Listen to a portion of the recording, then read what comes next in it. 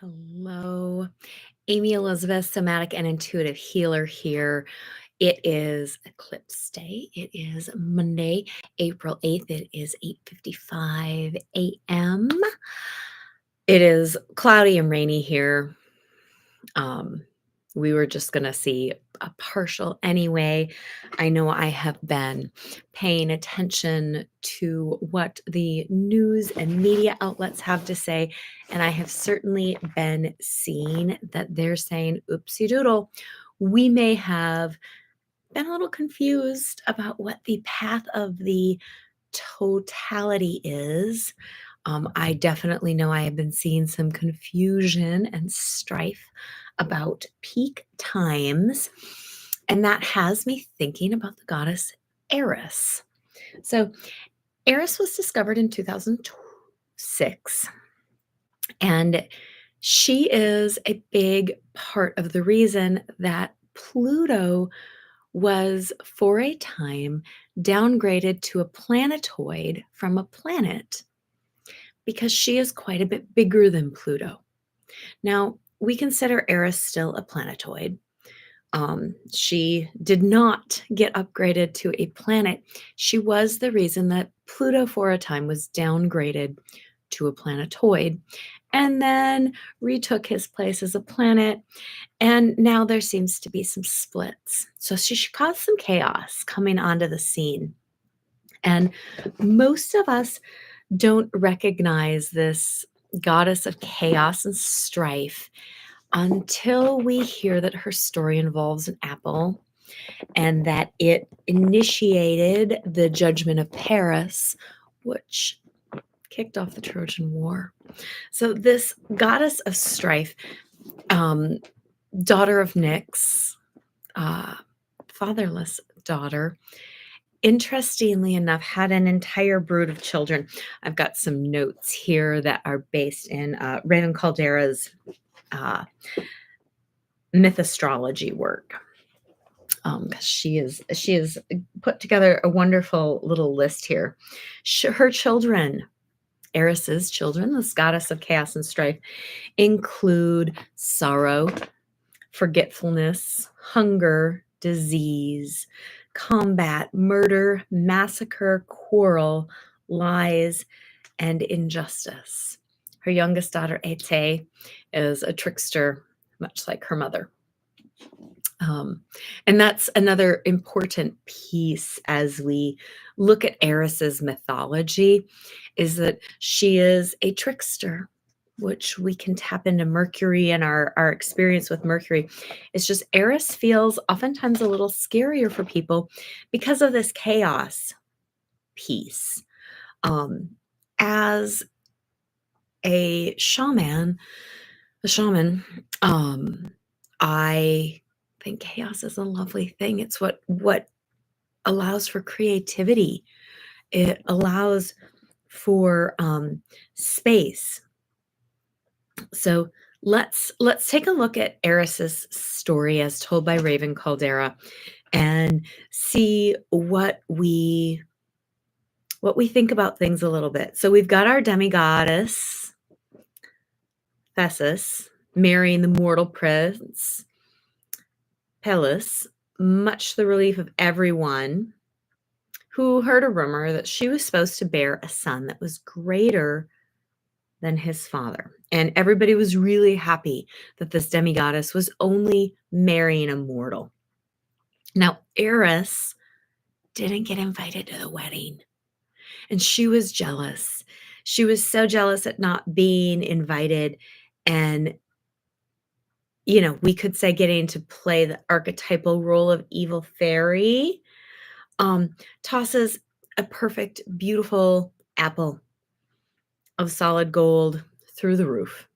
And on that apple is written, "For the fairest." Now, we may see those of us that are plugged in to stories and mythology, we may hear "For the fairest" and think, oh, there's another story that involves an evil queen, an apple that is, meant to take out the fairest of them all. Mirror, mirror on the wall, anybody.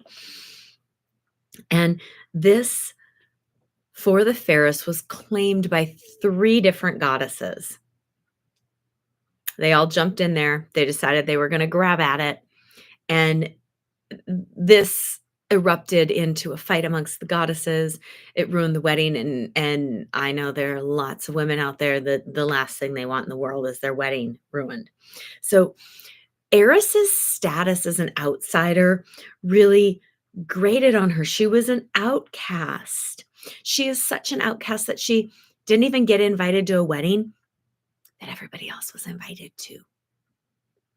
So, she also has, obviously, as an outcast, 0 chance of ever being seen as the fairest.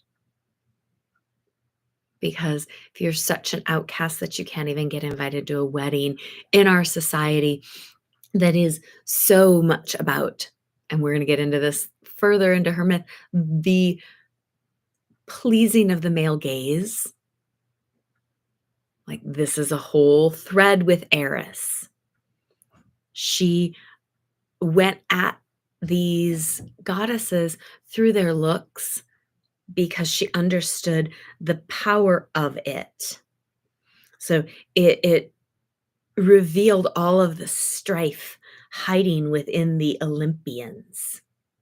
And remember that if we look at this archetypally, when we choose to ban the outsider, we are inviting strife. We all have an outsider that lives within us. We all have somebody who feels, some part of us, some aspect of us that feels like an outsider, that feels like it doesn't belong, that feels like it's not beautiful enough to be accepted.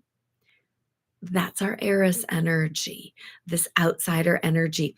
And when we do not invite the bad witch, the evil fairy, to the party, we actually invite more strife than if we had just welcomed her in the first place.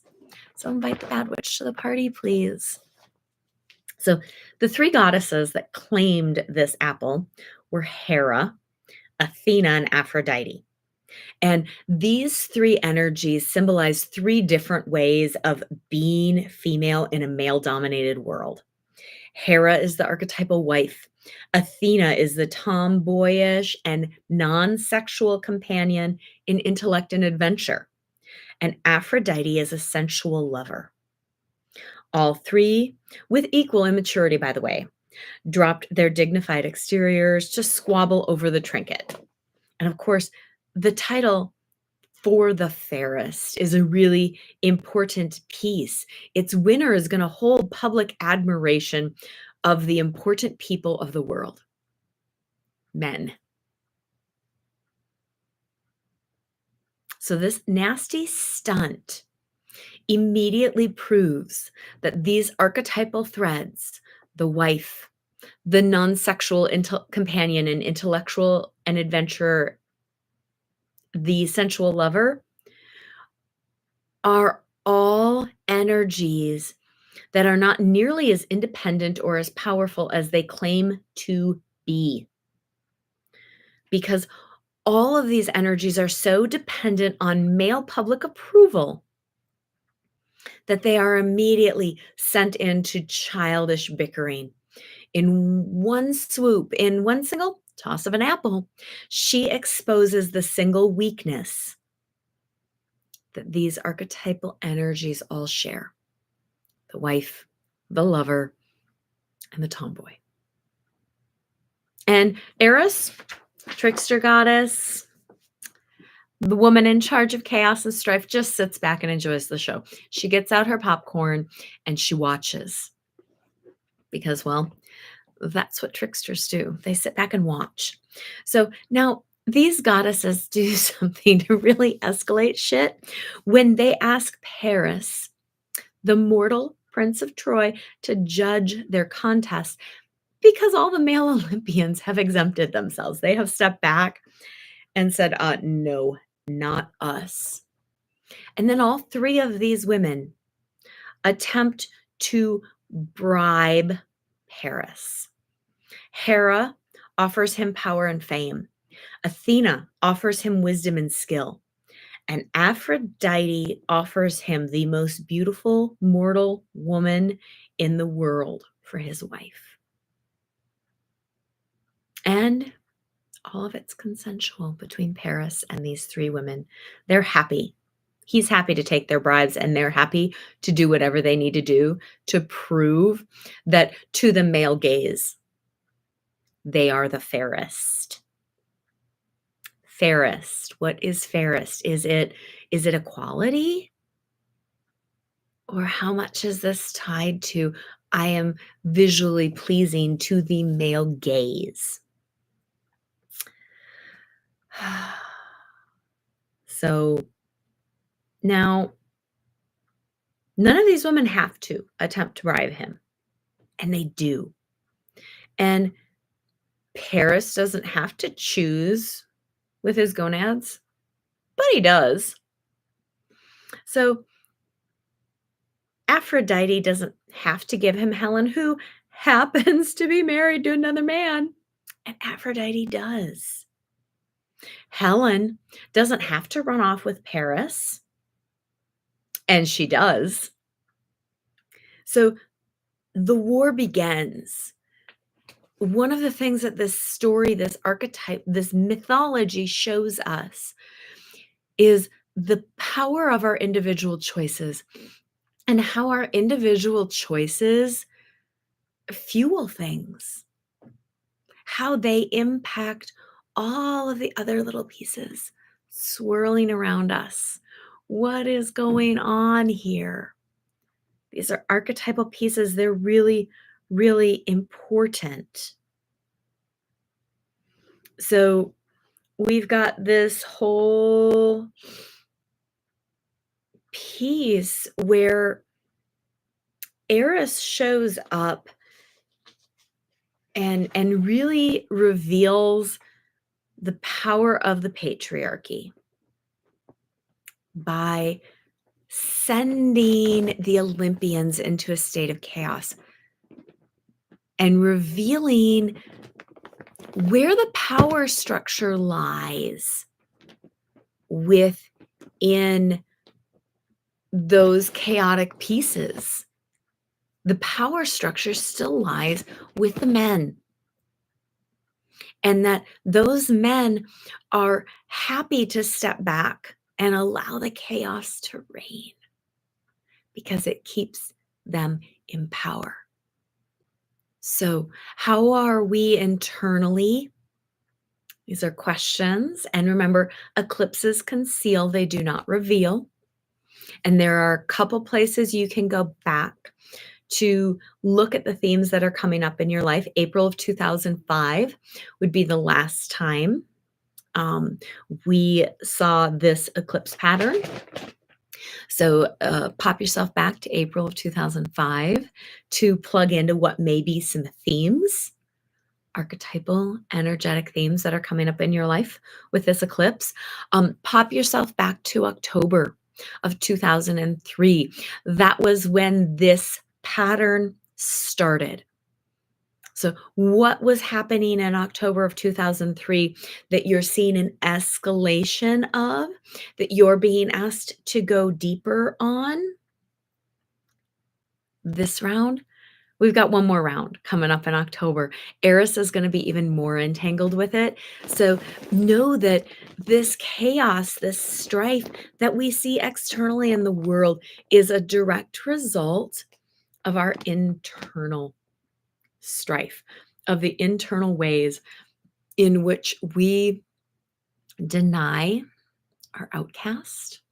We all have things about us. We call them shadow aspects, projections. We all have those things and pieces that we turn away from